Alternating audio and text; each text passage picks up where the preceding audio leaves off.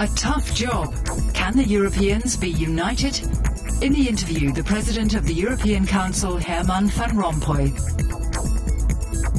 Mr. van Rompuy, politics or poetry, what comes first for you? Politics, of course. I'm not a talented poet, not at all. I love poetry, that's all. I have some talent for haiku poesy, because the form is very concise, and the last verse is paradoxical. And even in prose, in my speeches, I use the concise form, and I love paradox. So I'm a little bit talented for haiku poetry, that's all. But I'm a politician. I was born in politics. What made you step into politics, into party politics? I don't know. I was born in politics. I was interested in politics when I was 10 years old, something like that. I started in the youth movement of the Young Christian Democrats at 16, too young. So I'm really a politician, that's my nature. But I'm a very atypical politician. I never sought popularity. I never sought to be on the forefront. That's my character, my nature. It helped me a lot in my job and even in my career, because that creates some trust. You have no such an ego that you are a rival for other ones. So it helped me a lot, but that's not on purpose. It is by coincidence. I followed my character, that's all. Is there any political figure, present or past, whom you see as a role model for your career? Not a role model, but when I was a young man, I was impressed, I was inspired by John Kennedy. I knew his inauguratory speech by heart. Even now I can quote passages of that speech. But it's not a role model at all. I was also inspired by General de Gaulle, because he was such a famous orator. Before you started your European career, you were in Belgian politics, you were Prime Minister of your country. Your compatriots nicknamed you Sphinx because you kept such a low profile, but at the same time, the vast majority of Belgians said, yes, we like him, we trust him. How did you work that wonder?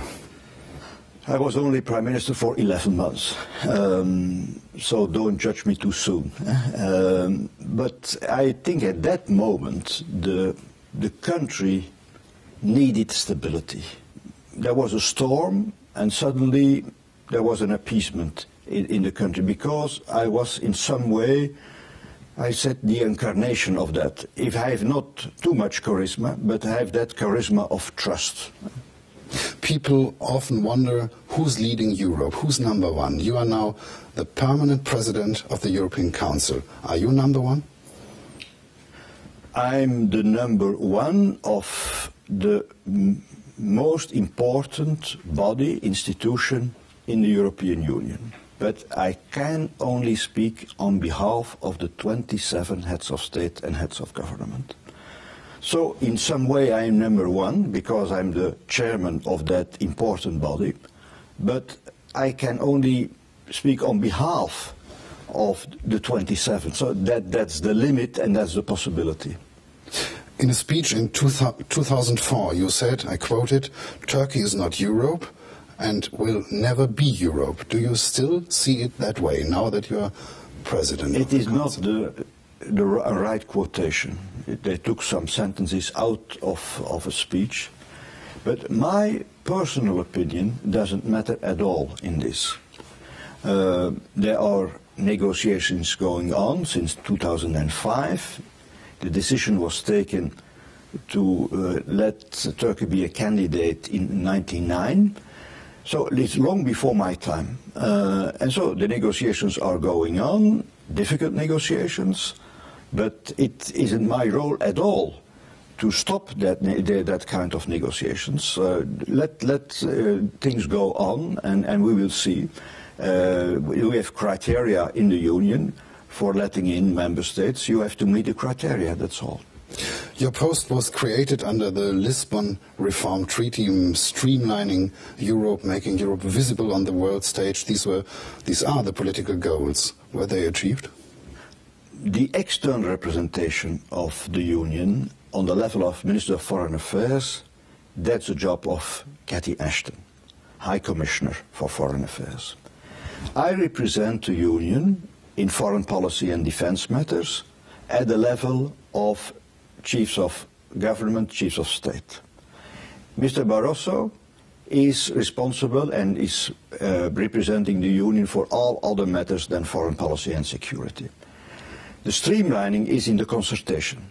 We defend the same positions. In the G8 we did, in the G20. I represented the Union as a union in the Nuclear Security Summit in Washington. So we speak, although we are three of us, we speak with the same voice, defending the same viewpoints. But it sounds as if the Lisbon Treaty made things even more complicated than they were before, creating more... No, we give continuity to all this. Before me, it was the rotating presidency. It changed it every 6 months. Now I stay for at least 2.5 years, 5 times more. There are already calls from Germany to reform the Reform Treaty regarding the Stability Pact for the Euro. You are head of the task force to find a new stability regime for the common currency, to find an economic governance for the Union. What's your response to that call, reforming the Reform Treaty? We have to strengthen the Stability and Growth Pact to enhance the budgetary surveillance. We have to create a new mechanism for surveillance of macroeconomic aggregates, competitiveness in the first place. That's our main task. We work in some way as a priority in the framework of the Lisbon Treaty. If we need more, that's the 27 to decide if they are engaging in a new procedure of changing the Lisbon Treaty. But that is not our priority. But there is no taboo neither. What's your vision? What is your political goal? The United States of Europe? We have fought during 8 or 9 years for the Lisbon Treaty. Now, finally, we have a European institutional architecture. There was a long struggle between those who are more for the community method, those who are more for intergovernmental procedures. So we agreed on this treaty. Let's keep it. Let's not change the fundamental philosophy of the Lisbon Treaty. So if you ask for me during my mandate, what is my dream of Europe, let's implement the Lisbon Treaty. I'm very pragmatic, I know that. My final question goes like this. As football they play in this African summer, who will win the cup? I'm very happy that 2 European countries are present in the final in the World Championship in South Africa. But whom are you emotionally with? As a Belgian, a little bit more for the Netherlands, of course.